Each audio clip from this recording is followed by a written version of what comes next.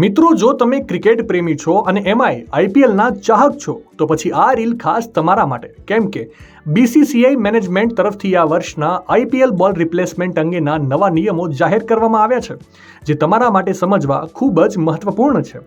વાસ્તવમાં બીસીસીઆઈએ આઈપીએલમાં બોલ બદલવાને લઈને નવા નિયમો રજૂ કર્યા છે, જેના વિશે ટીમોને જાણ પણ કરવામાં આવી છે કે મેચ દરમિયાન જો બોલ એવી જગ્યાએ જાય છે કે જ્યાંથી તેને પાછો લાવી શકાતો નથી, અથવા જો એમ્પાયરને લાગે છે કે બોલને નુકસાન થયું છે અને તેને બદલવો જોઈએ, તો એમ્પાયર આ માટે અંતિમ નિર્ણય લઈ શકે છે. ઘણી વખત એવું જોવા મળે છે કે જ્યારે બેટ્સમેન સિક્સર મારે છે ત્યારે બોલ બહાર જાય છે અને કોઈ તેને લઈ જાય છે, ત્યારે આ નિયમ લાગુ પડશે. અને આ નિયમો મુજબ નવો બોલ એ જ હોવો જોઈએ જેની સાથે મેચ પહેલાં રમાઈ ચૂકી હોય.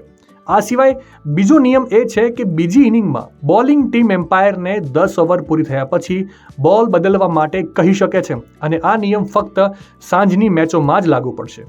આ નિયમની સૌથી ખાસ વાત એ છે કે બોલ ઓવર પૂરી થયા પછી જ બદલવામાં આવશે. ઓવરની વચ્ચે બોલ બદલવામાં નહીં આવે, અને જ્યારે પણ બોલિંગ ટીમ એમ્પાયરને બોલ બદલવાનું કહેશે તો એમ્પાયર 10 ઓવર પછી પહેલાં જેવો ઘસાઈ ગયેલો બોલ આપશે.